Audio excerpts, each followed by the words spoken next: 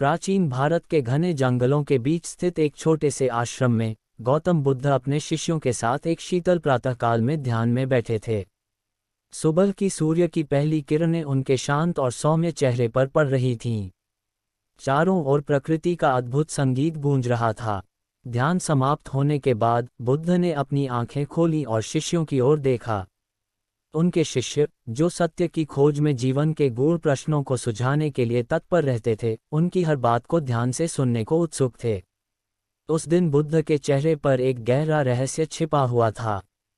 उन्होंने शिष्यों से कहा, आज मैं तुम सबको एक ऐसी पहेली दूंगा जो तुम्हें दुख से मुक्ति का मार्ग दिखाएगी। परंतु ये केवल शब्दों में नहीं, तुम्हारी समझ और अनुभव में भी उतरनी चाहिए। सभी शिष्य उत्सुकता से उनकी ओर देखने लगे।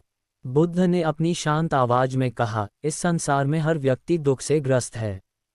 कोई धन की चिंता करता है तो कोई अपने प्रियजनों के बिछड़ने का दुख झेलता है। परंतु ये दुख कहाँ से आता है? इसका कारण क्या है? और सबसे महत्वपूर्ण बात यह है कि इससे छुटकारा कैसे पाया जा सकता है।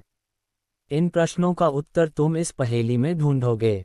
शिष्यों ने ध्यानपूर्वक सुना। बुद्ध ने कहा, इस पहेली के 3 हिस्से हैं। पहला, तुम इस संसार में सबसे दुखी व्यक्ति को खोज कर लाओ। दूसरा, उससे ये पूछो कि उसके दुख का कारण क्या है। और तीसरा, उस कारण का हल निकालने का प्रयास करो। परंतु याद रहे, जब तक तुम इस पहेली का उत्तर नहीं ढूंढ लेते, तब तक तुम इस आश्रम में वापस नहीं लौट सकते। ये सुनकर शिष्य थोड़े चौंक गए। ये पहली बार था जब बुद्ध ने उन्हें इतनी बड़ी चुनौती दी थी। फिर भी वे उत्सुक और प्रेरित थे। सभी शिष्य अपने अपने मार्ग पर चल पड़े। पहला शिष्य एक समृद्ध राज्य में पहुंचा। वहां के राजा के महल में अपार वैभव था। सोने चांदी के आभूषण, महंगे वस्त्र और अनगिनत सेवक, सब कुछ था। शिष्य ने सोचा, ये राजा तो निश्चित रूप से सबसे सुखी व्यक्ति होगा।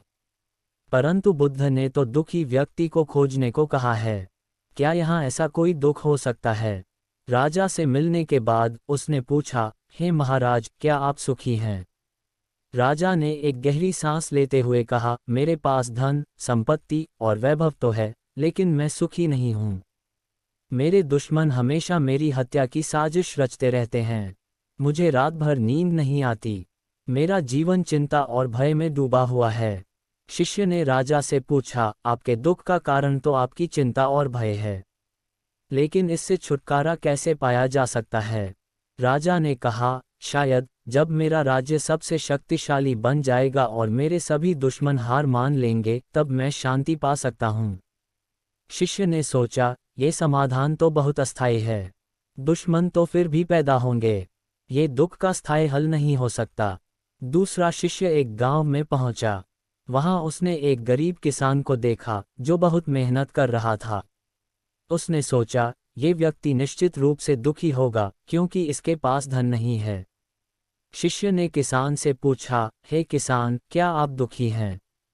किसान ने कहा, हाँ, मैं बहुत दुखी हूँ। मेरे पास पर्याप्त भोजन नहीं है, मेरे बच्चे भूखे हैं और मैं अपनी जमीन का कर भी नहीं चुका पा रहा हूँ। शिष्य ने पूछा, आपके दुख का कारण गरीबी है, लेकिन इसका हल क्या हो सकता है? किसान ने कहा, अगर मुझे अच्छी फसल मिल जाए तो मेरा दुख समाप्त हो सकता है। शिष्य ने सोचा, ये भी एक अस्थायी समाधान है। अगर एक बार फसल अच्छी हो भी गई तो अगले साल फिर वही समस्या उत्पन्न हो सकती है। तीसरा शिष्य एक गांव में एक बूढ़ी महिला से मिला जो अपने घर के दरवाजे पर रो रही थी। उसने पूछा, माँ, तुम क्यों रो रही हो?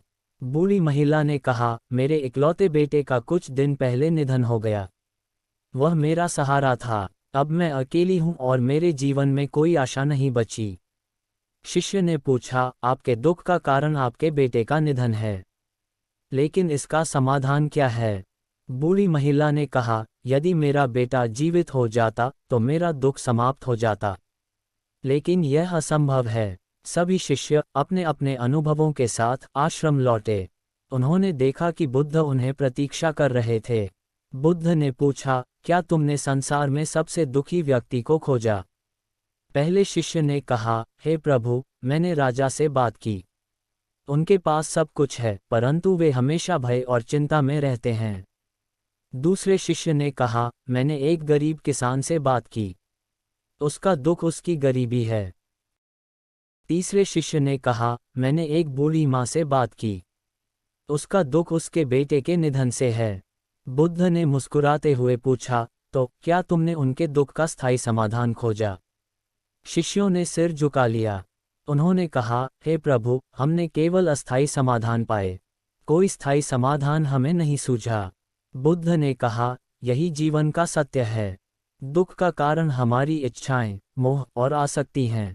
जब हम किसी चीज से अत्यधिक लगाव करते हैं तो उसका खोना दुख देता है। जब हम किसी चीज की इच्छा करते हैं और वह पूरी नहीं होती तो भी दुख होता है। शिष्य ध्यान से सुन रहे थे। बुद्ध ने आगे कहा, दुख से मुक्ति का मार्ग यही है कि हम अपने मन को समझें, अपनी इच्छाओं और आसक्तियों को पहचानें, धैर्य, करुणा और सम्यक दृष्टि का पालन करें। जब तुम इन सब को अपने जीवन में अपनाओगे तब तुम दुख से सच्ची मुक्ति पा सकोगे। शिष्यों को उस दिन जीवन का एक गूढ़ सत्य समझ में आया। उन्होंने प्रण लिया कि वे अपने जीवन में इस ज्ञान को आत्मसात करेंगे और दूसरों को भी इस मार्ग पर चलने के लिए प्रेरित करेंगे। उस दिन के बाद बुद्ध का वह पहेली भरा पाठ उनके शिष्यों और आने वाली पीढ़ियों के लिए प्रेरणा का स्रोत बन गया।